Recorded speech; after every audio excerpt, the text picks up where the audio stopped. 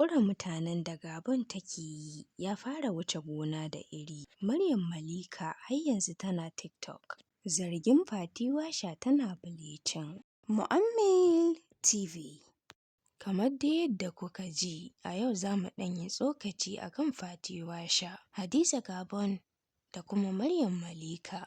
Amma bara mu fara da Fati Washa. Fati Washa dai fitacciyar jaruma ce a masana'antar Kannywood. Ta yi fina-finai da dama sannan kuma tana da mabiya a shafukan sada zumunta. Shirin da ya ƙara fitowa da ita shine Labarina. A da, jaruma Nafisa Abdullahi ita ke jan fim ɗin Labarina. Bayan Aminu Saira ya tsige ta daga shirin Labarina, sai aka zo aka sa Fati Washa. Da fari dai, mutane sun ji wani iri da aka cire Nafisa Abdullahi a cikin shirin Labarina, inda kuma wasu suke ganin har yanzu Nafisa Abdullahi ita ta dace da shirin Labarina. To dai Fati Washa ta baza iya capacity a cikin shirin Labarina. Bara mu ɗan leƙa comment section na shekarun baya a lokacin da aka cire Nafisa Abdullahi aka sanya Fati Washa. Abdullahi Yusuf yake cewa, wallahi rashin Nafisa a fim ɗin sai a hankali, amma fatan nasara at Sera Movies. Gaskiya mun ji daɗi sosai, amma gaskiya ba mu so canza Sumayya da aka yi ba. Allah ya ƙara basira, in ji Ibrahim Fatima. A nan gurin kuma, Auwal yake cewa, ka min daidai da ka nuna duniya ba sai da Nafisa za ka cimma gaci ba. Allah ya ƙara basira. To dai kamar yadda na gaya muku, Fati Washa ta taka rawa sosai a cikin shirin Labarina. Sa'annan kuma ta yi ƙoƙari, iya ƙoƙari. Yanzu abin da yake ta trending a social media, ana zargin jaruma Fati Washa da tana bleaching. To dai an ce zato zunubi ko da ya zama gaskiya. Abin dai ya fara ne a lokacin da Diamond Zara take live tare da Ikram ta cikin shirin Labarina. A yayin da suke kan live ɗin, sai wani ya musu magana a comment section inda yake cewa jaruma Ikram, kina kama da Fati Washa. Ita kuma Diamond Zara da jin haka sai ta buɗe baki ta ce, kaga bleaching ne? To dai wannan furucin nata shi ya jawo cece-kuce a kan Fati Washa tana bleaching, inda kuma wasu suke ganin Diamond Zara ta ce haka ne saboda an daina yayinta yanzu a social media, ko dai in ce an daina chapter ta a cikin shirin Labarina. Da yake Labarina ya zo da chaptoti da yawa, yanzu dai muna chapter raba gardama, an kuma gama da chapter mai nasara, ko in ce chapter Dr. Hasiya. Ina masoyan Labarina, ku tattaro, ya muka ji da mutuwar Shamsiyya, to Allah ya ji ƙanta. Da wannan dalilin, wasu suke ganin Diamond Zara ta faɗi hakan ne saboda ta yi trending a social media. Bara mu leƙa mu ga tattaunawar tasa a live ɗin. Kin fa kama da Fatima wa? Ban ƙarasa karanta ba ya gudu. Ko Fati Washa ko? A ina? Wallahi ba mu kama. Ka ga bilicin ne? Wannan furuci na Diamond Zara tare da jaruma Ikram ta cikin shirin Labarina shi ya sa mutane da dama suke zargin Fati Washar tana bleaching ɗin, inda kuma wasu suke ganin me yasa Diamond Zara za ta ce haka, to ai ko tana bleaching bai kamata ta faɗa a social media ba. To dai Allah ka sa mu dace. Ina tunanin a nan za mu rufe chapter Fati Washa. Bara mu faɗo chapter Maryam Malika.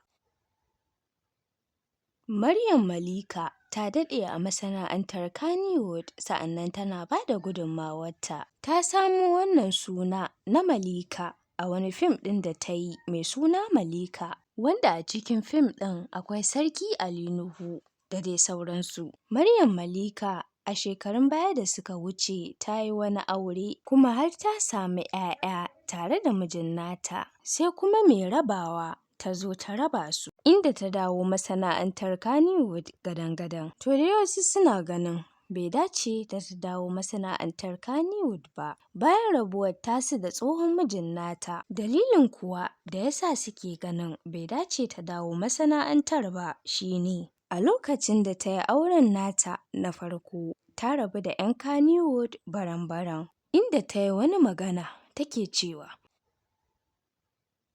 ta gode wa Allah da ya sa ta fita daga masana'antar, sannan kuma wanda ya kawo ta masana'antar ma ba za ta yafe mai ba. Abu dai bai yi wa kowa daɗi ba, daga 'yan Kannywood ɗin har masoyanta. Abu dai ya yi abu, rikici har a police station, sa'annan kuma daga baya komai ya zo ya daidaita. To da wannan dalilin ne ya sa mutane suke ganin bai dace ta dawo masana'antar ba, kamar ta yi amai ne ta lashe. Bayan kuwa ta dawo masana'antar da wasu 'yan shekaru, sai ga Abdul M. Sharif ya yi wuf da ita. Shi ma ɗin dai wasu mutanen suna ta cece-kuce a kan bai kamata ya aure ta ba.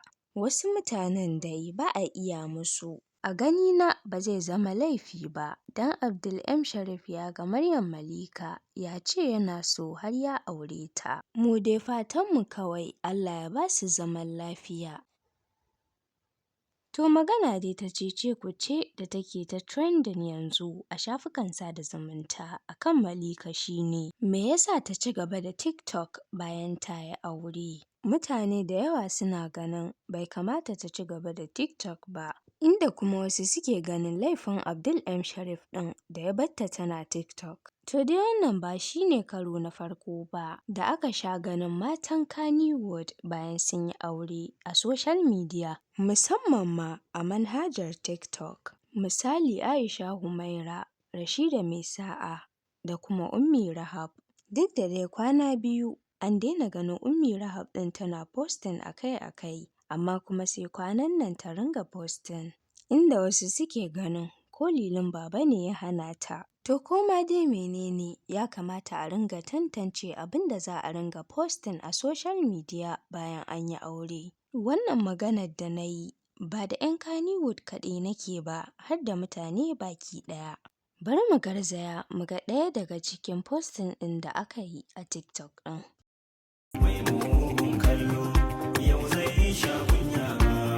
A yanzu za mu garzaya zuwa ga labari na uku, mai taken ƙure mutanen da Gabon take yi ya fara wuce gona da iri. Hadiza Aliyu Gabon, yawanci kowa dai ya san sunan nan nata saboda shaharar da ta yi a duniyar Kannywood. Ita ma an daɗe ana gwabzawa da ita, sai kuma kwanan nan muka ganta ta fara wani sabon shiri mai suna Gabon Talk Show. Gabon Talk Show dai ya zo da abubuwa daban-daban, kama daga kan labaran jaruman da ta gayyato, wanda aka sani da kuma wanda ma ba a sani ba. Jaruma Hadiza Aliyu Gabon dai a talk show ɗinta tana wasu irin tambayoyi mai kama da ƙure mutane, inda wasu suke ganin a wannan bai dace ba. Akan me yasa za ta zo ta ringa yi wa mutane tambayoyin da ba sa son su ansa? Wasu kuma suna ganin ai ba matsala ba ne. Amma abin tambayan mafi yawan mutane shine, menene dalilin da yasa take ƙure mutane haka? Ko kuma akwai wani abin da ta ƙullace su da shi ne? Wala gani a program ɗin Gabon, wai ni yaronka ne? Ni yaronka ne? Sa'an nan kuma wani abin tambaya shi ne, me yasa ita idan an mata tambaya sai ta wayance, ko kuma ta amsa tambayar amma tana kwana-kwana, ko kaga ta canza fuska a yayin da aka yi tambayar.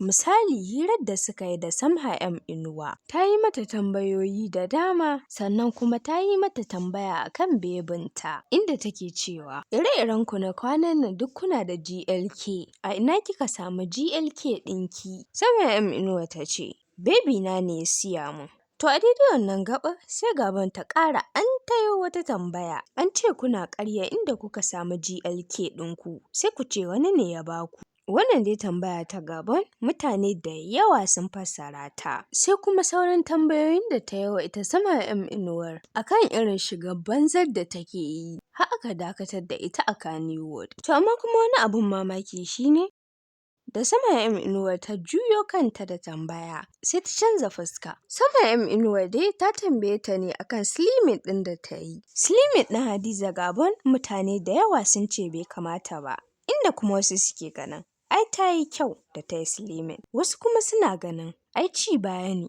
daga ƙiba a koma siranta.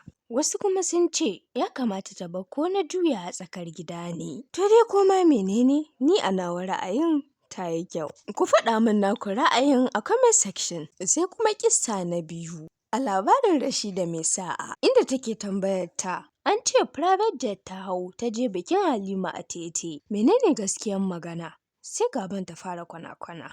Ɗayan kuma shine hirar Naziru sarkin waƙa tare da Gabon inda yake tambayar ta ni da ke soyayya muka yi? Nan ma dai ta fara noƙe-noƙe. Sai da ya tabbatar mata da cewa ba zai amsa wasu tambayoyinta ba tukunna ta amsa. To wannan dai kwana-kwanan da Gabon take yi idan an mata tambaya. Shi ne ya sa wasu mutanen suke ganin don me yasa za ta ƙure mutane ita kuma ba a ƙure ta ba. Bara mu leƙa mu ga. Tunda ka ce babu wata matsala tsakaninka da Umar, za mu so ka kira mana Umar a waya. Shikenan bismillah, 'yan kallo kuna gani ko? To, wasu dai suna ganin bai kamata ta ringa sa ana kiran mutane a waya ba, kamar misali mai shaddan nan. Idan fa a gaske sun yi faɗa da Umar M. Sharif ɗin, Allah ya sa mu dace. To, masu kallo da sauraro, a nan za mu kawo ƙarshen wannan sharhin namu. Ku faɗa mana ra'ayoyinku a comment section. Kada ku manta da like da subscribe. Mu haɗu a wani sharhin na gaba. Na gode.